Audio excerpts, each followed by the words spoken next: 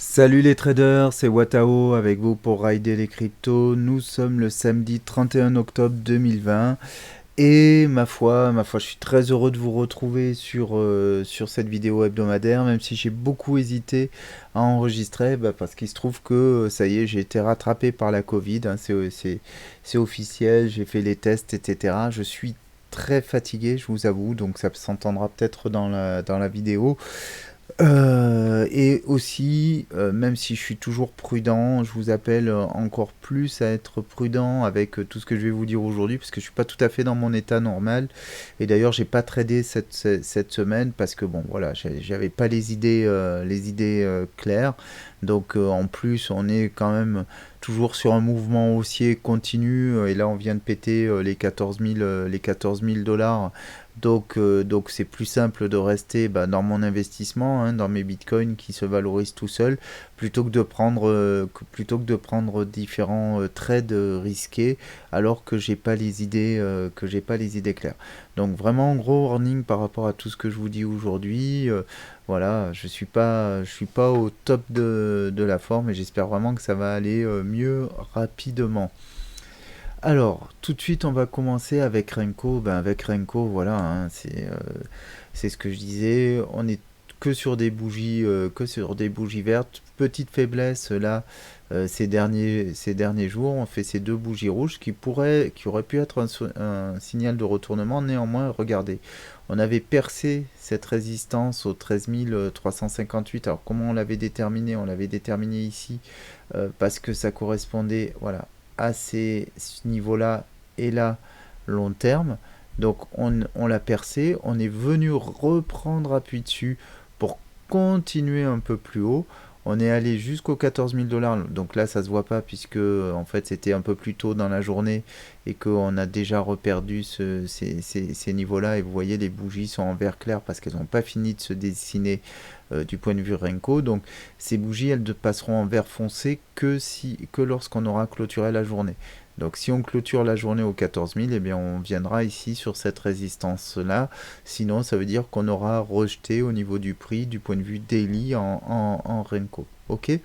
Donc c'est vrai qu'on va être attentif du point de vue Renko. Si on enchaîne sur des bougies rouges maintenant, effectivement, ce sera un signal beaucoup plus pertinent que précédemment. Du point de vue RSI, qu'est-ce qu'on peut dire? On le voit ici, hein, on a pris une respiration, mais rien ne nous empêche de continuer vers le haut. Donc, euh, donc pour moi, voilà, du point de vue Renko, on n'a pas de signal de retournement pour l'instant. On devrait rester sur une continuation haussière du point de vue Renko, toujours, qui est une vision plutôt long terme et qui nettoie pas mal le bruit du signal autour du prix. On va regarder ça plus dans le détail avec Ishimoku. Alors Ishimoku, c'est magnifique, hein, puisque on est le dernier jour du mois. Donc cette bougie-là, regardez comme elle est belle, un Marubozu, mais de toute beauté, hein. Cette énorme bougie verte ici qui correspond à ces bougies vertes qu'on avait vues là.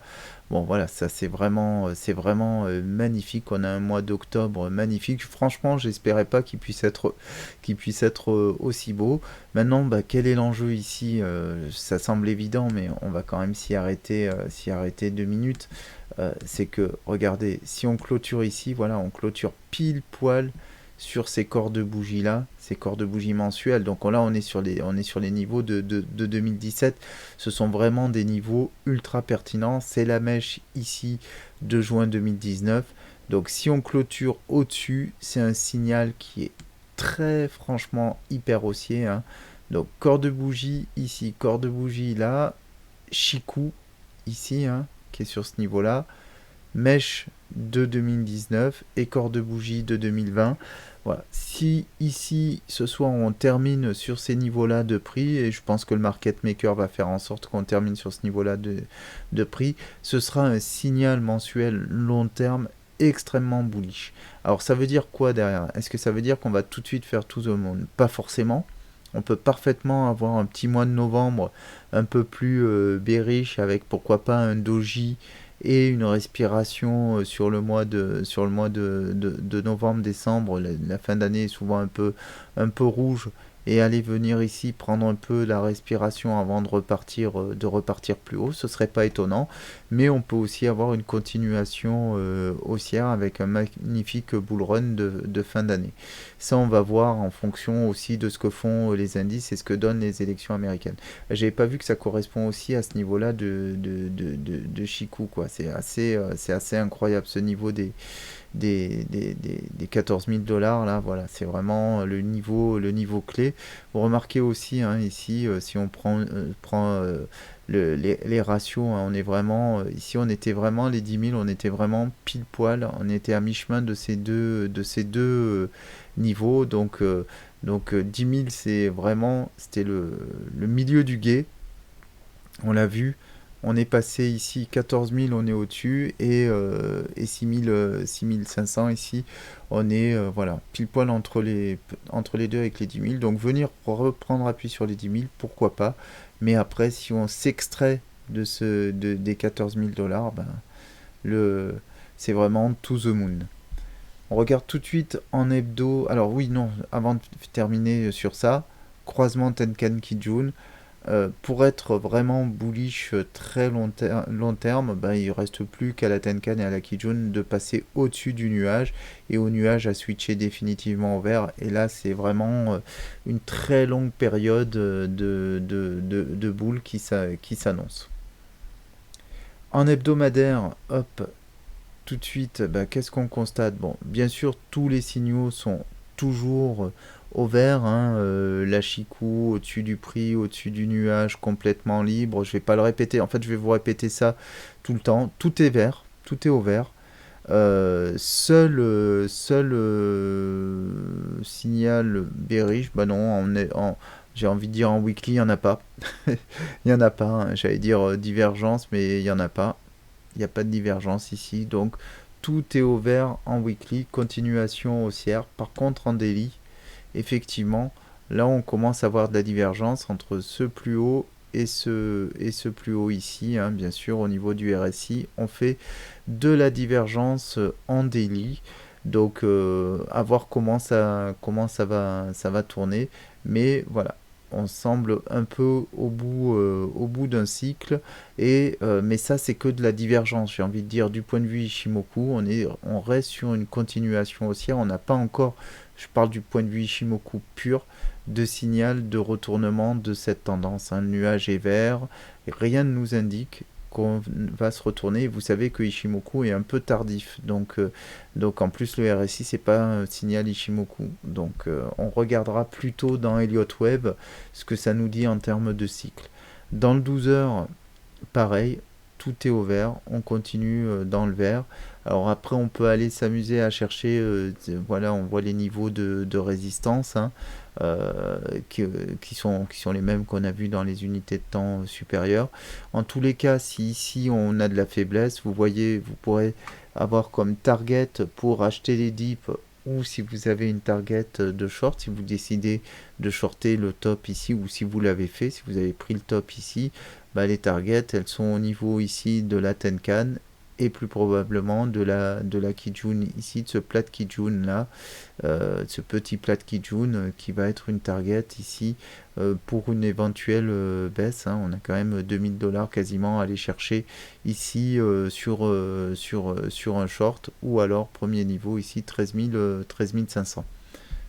On va regarder quand même dans les plus petites unités de temps ce que ça dit, si on a des signaux un peu plus mitigés ou contradictoires.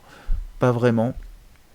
Pas vraiment, tout pareil, on reste sur quelque chose d'extrêmement bullish. Seul signal de baissier, ben la divergence, mais encore une fois, c'est pas un signal Ishimoku. Regardez cette belle bougie, ce beau volume d'achat. Donc du point de vue Ishimoku, encore une fois, pas de raison de passer à la vente. Ici, voilà, dans le 1 heure, alors, waouh, là, on a un magnifique sabre laser, regardez ça. On est vraiment venu chercher, on est vraiment venu chercher les stops ici sur le bas de cette mèche. Franchement, ça c'est abusé des mèches comme ça. Mais bon, voilà. Comme quoi, il faut toujours avoir des stops un peu larges dans des marchés boules comme ça, hein, quand on est dans la tendance. Si vous êtes en trailing buy, voilà, il ne faut pas hésiter à avoir des stops un peu larges.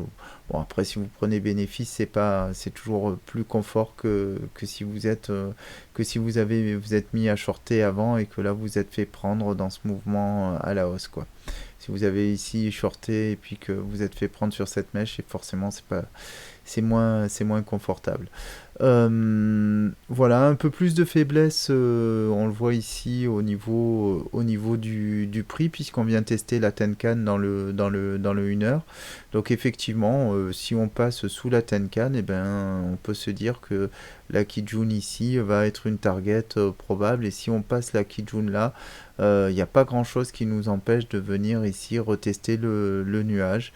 Donc voilà, ça peut être dans le 1 heure un niveau qu'on regarde pour prendre des petits shorts, ou en tout cas pour aller placer des achats si on décide plutôt d'aller call le dip, d'aller acheter le dip ici avec ce plat de nuages, donc les 13 380 là, qui semble un bon niveau d'achat, hein, si on vient voir plus bas ici. Pareil ici, ce plat de Kijun, il est intéressant, 13 427, 13 375, voilà, des niveaux d'achat pertinents pour une continuation haussière ou des targets si on décide de prendre un short. Juste par curiosité, je vais regarder ce que ça donne dans le 15 minutes. Dans le 15 minutes, vous voyez, on n'a toujours pas croisé, quoi. Par contre, on n'est pas loin là, hein. Là, voilà, on n'a pas de signal. La Chikou se bat et passe pas sous le prix. Dans le 15 minutes, là, il y a peut-être quelque chose à jouer. C'est-à-dire que vraiment, si ici, la Tenkan croise sous la Kijun, ça va nous faire un signal de vente. Et puis, on voit que le nuage est relativement fin, avec des targets assez évidentes ici sur les plats de nuages. En 15 minutes, hein, bien sûr. Et puis venir chercher cette mèche-là. Donc là, pourquoi pas, si vous faites de l'intraday, il y a peut-être quelque chose à jouer ici. S'il y a un signal qui se déclenche par ici, voilà. Alors il faudra placer son stop quand même assez large. Donc je suis pas sûr que le ratio soit intéressant. Ouais, parce que la target probable ici, y a pas le ratio est pas super intéressant, ou alors il faut se dire qu'on va vraiment enfoncer ces niveaux-là et qu'on va aller chercher plus bas ici. Mais bon, pas garanti.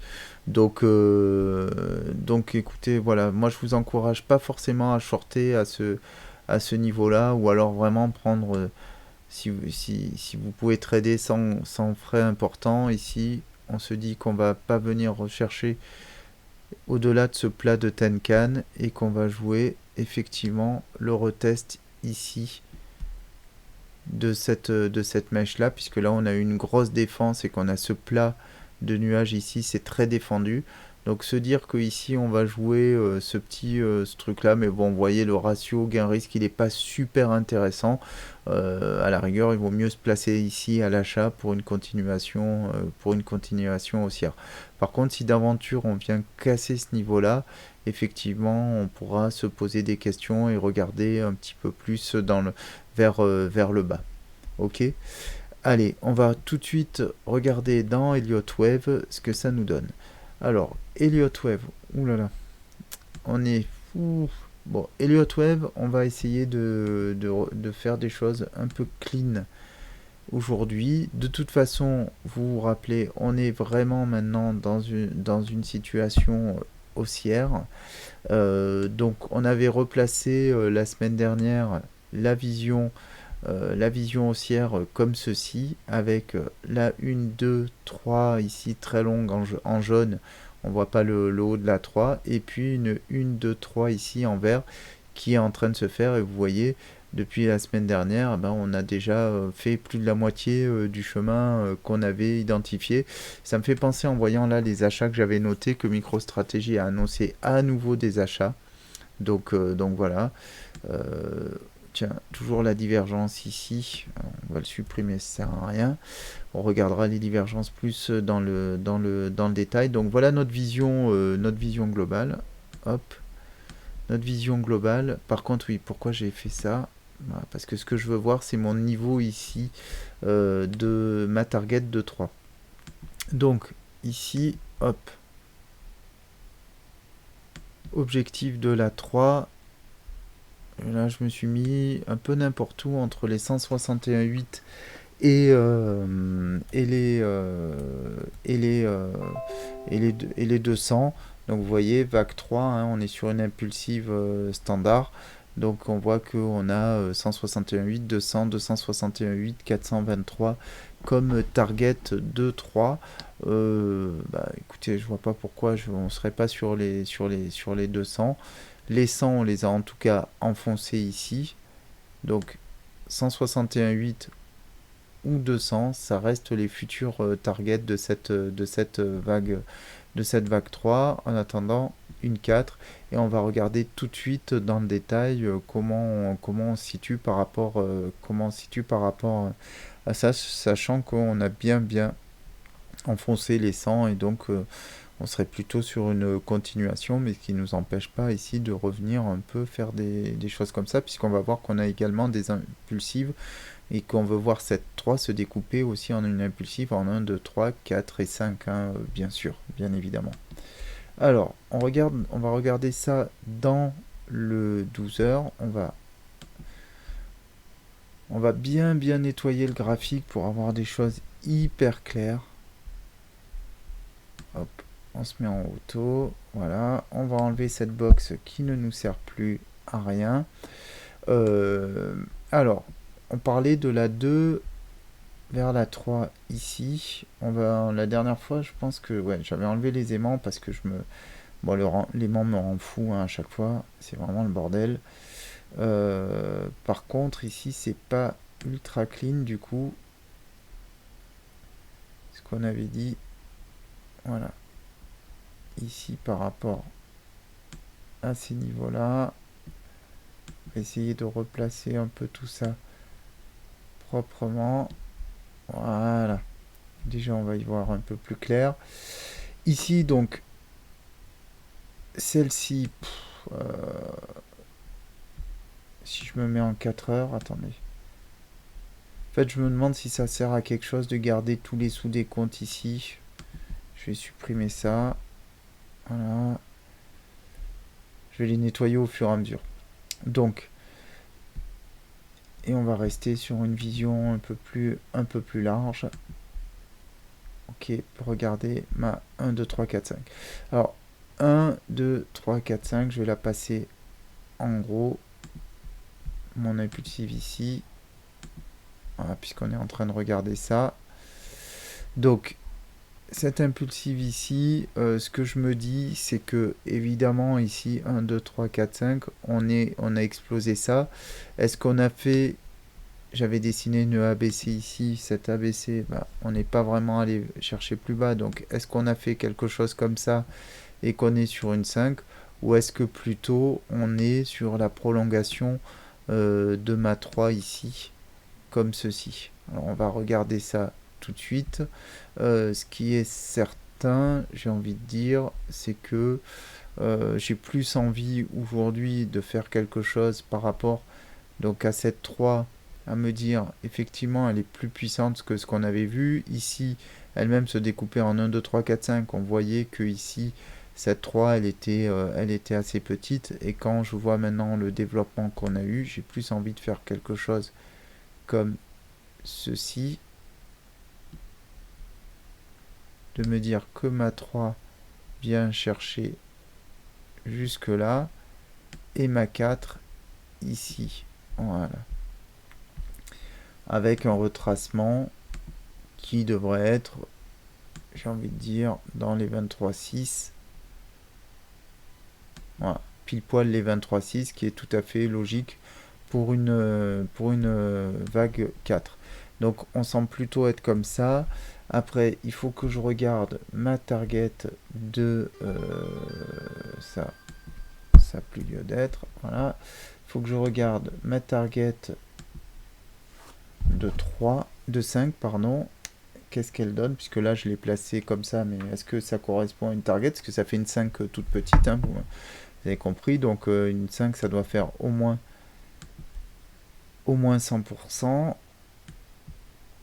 Donc là, ma 3, elle arrive au 400, un peu plus de 4, 420, quasiment 423, ce qui est une bonne target pour une 3 en extension, bien étendue. Et là, si je me place ici sur mon bas de 4, ça me fait une 5, ouais, au-delà des 100, entre deux.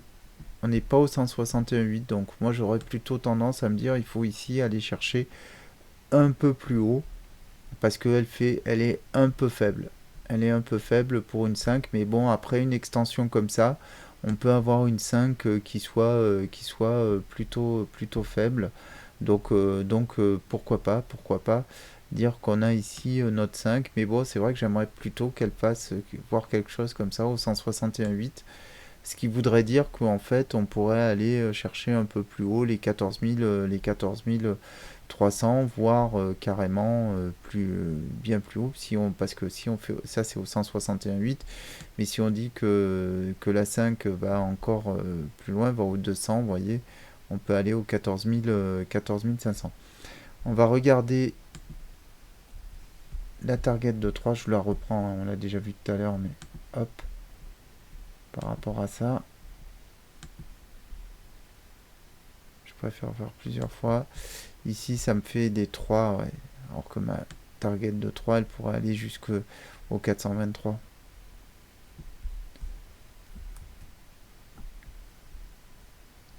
On pourrait tout à fait faire ça sur une vague 3. Donc du coup, et après seulement faire une 4 bien profonde. Et après avoir ma 5 qui va chercher beaucoup plus haut. Ce qui nous amènerait peut-être ici sur une 3 bien plus puissante. Ok. Donc voilà ce qu'on peut dire au niveau Elliott Wave. Évidemment, ici, qu'est-ce qu'on constate? Pourquoi on peut placer la 5 ici? Ben parce qu'on a de la faiblesse au niveau du RSI. Alors le stochastique nous dit une chose légèrement différente ici. Donc c'est pour ça que je reste prudent sur le fait que je vais pas tourner bear là tout de suite. Hop, comme ça, voilà. Parce que on n'a peut-être pas fini, notre hausse, même si ici, voilà, on voit bien la divergence. Hein, je vais la matérialiser. Voilà, donc c'est intéressant de se dire que ici, on a cette très belle divergence et qu'on peut tout de suite partir plus bas.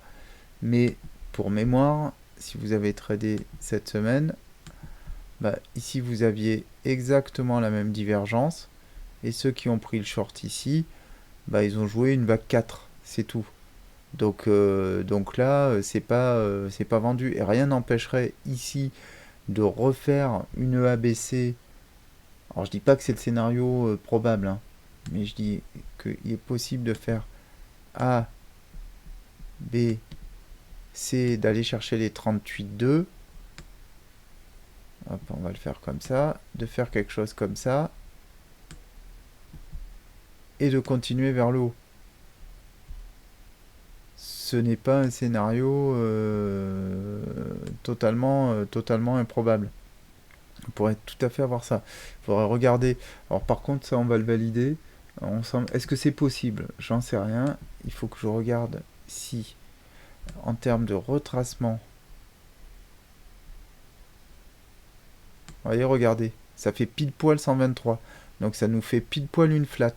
Donc ne pas vendre la peau de l'ours là. Par contre, alors ça c'est un setup. Hein. Ça veut dire que ici on peut se dire ok, en fait ma 4 est pas terminée et je joue la ABC comme ça. C'est-à-dire que là pour le coup, ceux qui aiment le risque, le petit short ici pour aller chercher derrière. Alors on va regarder les targets hein, de ça parce qu'il faut la target c'est hop les 38,2. Je parle pour l'impulsive. Hein, on pourrait avoir une target ici 38,2 à ce niveau-là. Alors, hop, je suis pas très précis là.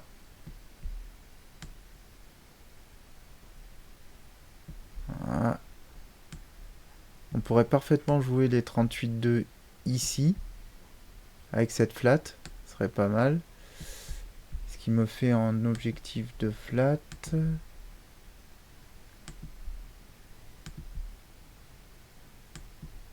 161,8. Alors attendez, il faut qu'on vérifie les niveaux. On va se remettre le reminder. Tac, tac, tac. Running flat 3,3. La vague C. 123. En flat étendu. Donc on dit une B à 123. Et une C à 161,8. On y serait, hein. On y serait. Donc, ouais, scénario intéressant à regarder. Je vais nettoyer tout ça. Scénario intéressant à regarder. Voilà. Donc ça, bon, je dis pas que c'est le scénario privilégié, mais il y a peut-être quelque chose à regarder ici. Ce qui est intéressant dans ce scénario-là, c'est que... Je vais enlever ça parce que ça correspond plus à rien. Ce qui est intéressant dans ce scénario-là, et ça aussi d'ailleurs, attendez, excusez-moi, je fais le nettoyage pendant qu'on y est, comme ça... Il faudra que je reprenne ces sous-décomptes, mais bon, le décompte macro est suffisamment éloquent. Donc ce qui serait intéressant, je me répète, dans ce scénario-là, c'est que en fait, ça serait assez violent pour entraîner pas mal de bears ici. En plus, il y a un bon trade à prendre. Ça ferait une belle 4 ici, un truc un peu surprenant. Et derrière, on aurait effectivement une continuation haussière et la poursuite du scénario bullish. Donc à surveiller de près, hein, ce mouvement-là, c'est bien le genre de mouvement un peu putassier qui peut intéresser le market maker, et ça correspond parfaitement à la théorie d'Elliott. Donc je le regarderai de près. Alors j'ai pas fait les sous-décomptes ici. Est-ce qu'on est en 1, 2, 3 ? Bon, on peut dire qu'on fait un 1, 2, 3, une ABC ici qui se découpe elle-même en ABC ici. Non, ouais, à regarder au niveau des sous-décomptes. Mais voilà, ça c'est un scénario qui est intéressant. Et sinon bah, effectivement, c'est pas ça du tout, hein. On repart sur le scénario qu'on avait au départ, c'est-à-dire qu'ici on a fait notre 4 et maintenant on est sur une impulsive, on termine en impulsive. Donc voilà les deux scénarios qu'on peut avoir dans le 4 heures au niveau Elliott. Bon, globalement, moi ce que j'aime bien, j'avais pas, bien sûr je fais les vidéos en direct, donc je découvre avec vous. Ce que j'aime bien dans ce scénario possible, même si je dis pas que c'est le plus probable de l'ABC comme ça, c'est que, en étendu comme ça, c'est que d'une part il est propre au niveau des 123 ici, des 161,8, mais en plus l'intérêt que j'y vois, c'est qu'il surprend un peu tout le monde et qu'on peut aussi ici jouer le buy the dip, parce que évidemment j'ai supprimé ma box, mais finalement voilà, on reviendrait dans cette zone là d'achat,